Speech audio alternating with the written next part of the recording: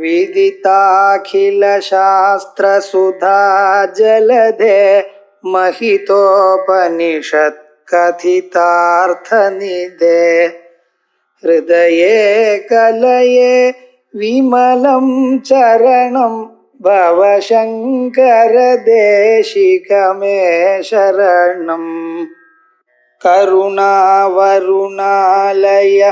पालय मां भवसागर दुःखविदूनहृदं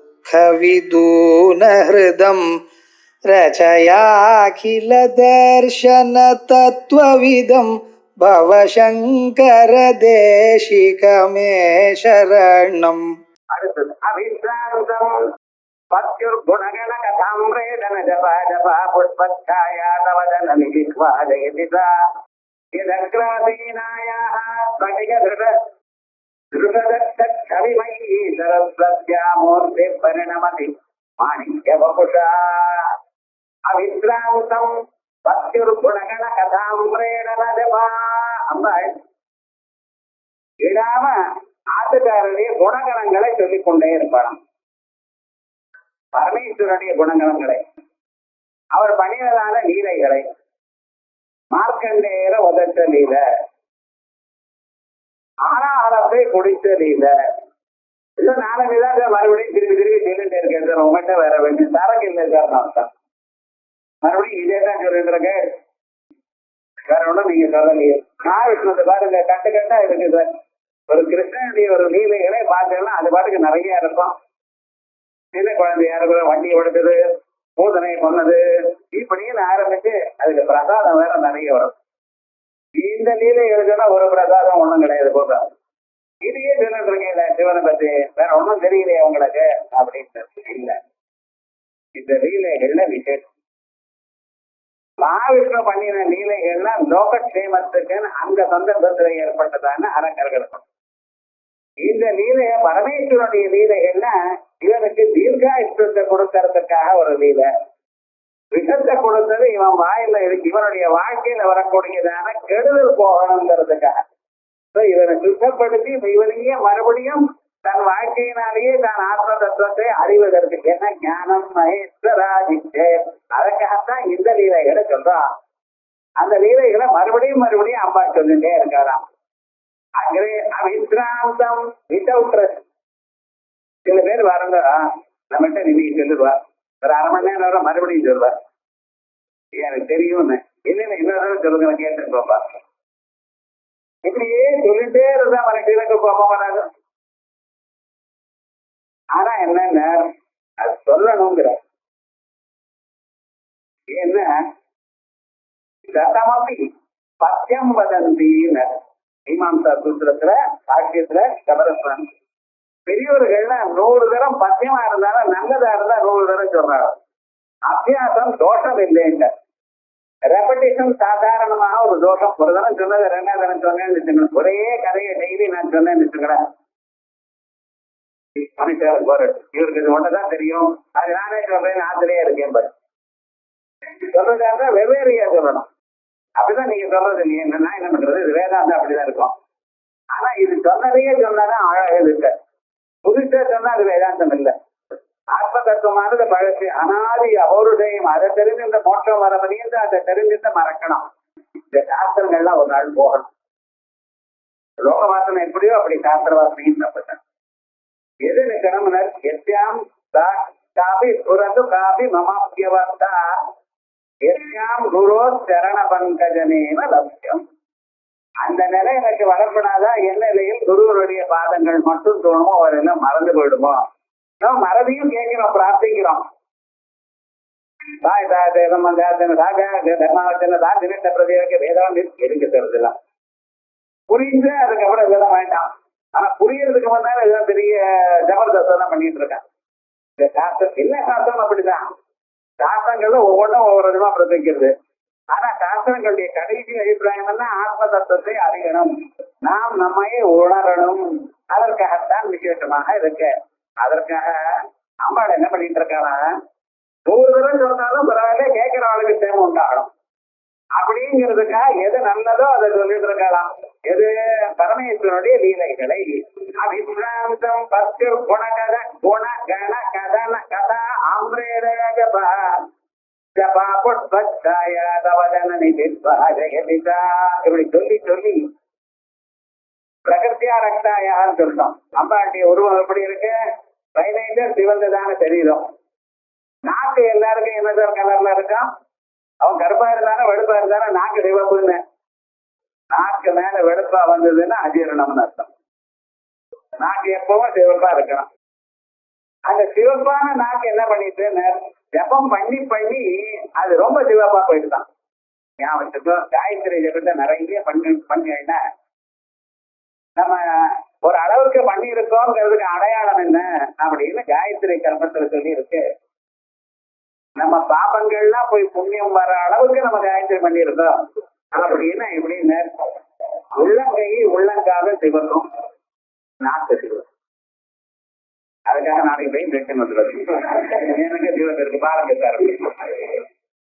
அது பை நேச்சர் அப்படியே உள்ளங்கை உள்ளங்கால்கள் அதோட நாக்கு ரொம்ப சிவந்து.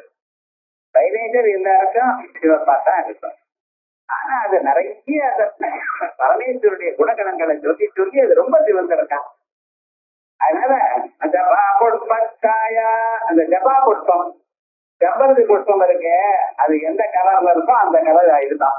ஜபா புஷ்பச்சாயா தவதன நிதித்வா அம்மா உங்க முகம் உங்க நாக்கே அப்படி ஆயிடுத்து செய்ய செய்தா. இதனால என்ன ஆயிடுதுன்னு இந்த அம்பாட்டிய நாக்கு நுனியில சரஸ்வதி தேவி உட்கார்ந்துட்டு இருக்க. சரஸ்வதினா வாக்குரூபிணி, இந்த வாக்குஸ்வரூபம் அது ரொம்ப முக்கியம். இந்த வாக்கானது எப்படி இருக்கணும்? இன்னொருத்தருக்கு இனிமையா பேசணும். அவளுக்கு ஒரு நாளும் துன்பத்தை கொடுக்காது. அப்படி உண்மையை பேசணும், துன்பத்தை கொடுக்காம இருக்கணும், இனிமையாக பேசணும், மதுரமாக பேசணும், தீகமாக பேசணும். தாங்கள் எதை பேசினாலும் இன்னொருத்தருக்கு நன்மையை கொடுக்கறதா இருக்கணும். வெட்டி பேசி பேசவிடாது. இது ரொம்ப முக்கியம். அனாவசியமான ஒரு பேரும் உங்க வாக்கில இருந்து வரக்கூடாது. ஏன்னா அந்யாவாதோ விமஞ்சகா அமிர்தஸ்ய ஏததேதோ வாஜோ விக்ராபனம் ஏதது உபனிஷத்து எல்லாம் சொல்லு. இந்த வாக்கு பேசுறதுனால உங்க எனர்ஜி எல்லாம் போயிடுறது சார்மா. இந்த எனர்ஜி இருந்தா என்ன பண்ணுவது? ஜபம் பண்றதுக்கு உபயோகப்படுவோம்னு ஜப்பே நைவதம் திசே குறியாதம் ஞானமா குறியாத் மைத்ரோ பிராமண உச்சதே ஒரு ஒன்றும் பண்ண வேண்டாம். ராமநாமா ஜபம் பண்ணுங்க. ஜபத்தை பண்ண பண்ண பண்ண பண்ண மனுஷனுடைய மனதில் இருக்கக்கூடியதான எல்லா விதமான தோஷங்களும் போயிடும். அப்படி அந்த ஜபத்துக்கு அவ்வளவு வேண்டிய ஜபயோகம் எல்லாத்தை விட மிக சிறந்ததான யோகம்னு சொல்லியிருக்கு. அந்த ஜபயோகத்தை கெடுக்கிறது பூர்வம். அனாவசியமா பேசுறவங்க மணிக்கணக்கா பேசுறாங்க. அது கூட என்னன்னா சயின்ஸ் லோன்னு கட்டிண்டான். கட்டிட்டு விட எடுத்துட்டு பேசுறது மாதிரி வச்சுக்கலாம். ஏன் அப்படியாவது பேசணுமா? அதை கட்டிட்டு இருக்க லட்சமா கொஞ்ச நேரம் இருக்கக்கூடாதோ? அது வேண்டாம். பேசுறதுன்னு என்ன பண்ணணும்? பேசுறது ஆத்ம தத்துவத்தை பத்தி பேசணும் அல்லது பகவானை பத்தி பேசணும். மற்றும் நம்ம லௌகிகமான விடயங்களுக்கு எவ்வளவு குறைச்சதா உபயோகப்படணும் அவ்வளவுதான் பேசணும். ஆகையால் அதற்காக அந்த பேச்சானது சரியா உபயோகப்படுத்தணும்னு இருக்கு. அந்த அம்பா சரஸ்வதி மாதா எங்க இருக்கா? அம்பாண்டிய நாட்டு நுழையில இருக்கிற சரஸ்வதி ஸ்வரூபம் எப்படி சார் இருக்கு? விளவிலேன்னு இருக்கு. படிகம் மாதிரி இருக்கு. வெளுப்பான மணி புஷ்பம் மாதிரியோ அப்படின்னு பால் மாதிரியோ நினைக்கக்கூடாது. சரஸ்வதியில வெளுப்புன்னா சுத்தம்னா படிகம் மாதிரி டிரான்ஸ்பரண்ட் அர்த்தம். அந்த சுத்தமா இருக்கா அப்பா சரஸ்வதி மாதா. அது இந்த நாக்கு நொடியில வந்திருக்க. நாக்கு எப்படி சார் இருக்கு? அத்தியந்த சிவந்துதான் இருக்கான். அது என்ன? பட்டிக திருட தட்ட கவிமயி பட்டிக கல்ல மாதிரி அச்சா ரொம்ப கிளீனா இருக்கு, சுத்தமா இருக்கு, டிரான்ஸ்பரண்டா. கவிமயி சரஸ்வத்யா மூர்த்தி பரிணமதி மாணிக்க வபுஷா. அது என்ன ஆயிடுது? அவ்வளவு சுத்தமான வாக்கு. இந்த அம்பாளுடைய சரீர காந்தி திப்பா காந்தி. அதனால என்ன ஆயிடுது? அது மாணிக்க வபுஷா, மாணிக்கம் மாதிரி. அதுவே டாக்கு வெயிட்டா போயிட்டுதான். இந்த கெம்புன்னு சொல்ற பாருங்க, அப்படி ஆயிடும். அது என்ன அர்த்தம்னு, சிவப்புங்கிற ஒரு பதார்த்தமானது ராகத்தை காட்டும், அட்டாச்மெண்ட்டை காட்டும். அந்த அம்பாளுடைய வாக்குல இருந்து வரக்கூடியதான் அந்த சொற்கள் என்ன பண்றதா, நம்மள பரமேஸ்வரத்துல அட்டாச் பண்றதா. உங்களுக்கு சர்வதா சர்வகாலமா ஆத்ம தத்துவத்துல உங்களுக்கு அட்டாச் பண்ற மாதிரி அப்படி இருக்கு. இப்படி அம்பாளை தியானம் பண்ணணும். அபிசிராந்தம், எப்போ விடாமல் ரெஸ்ட்லெஸ்ஸா, எப்பொழுதும் கண்டினியூஸா.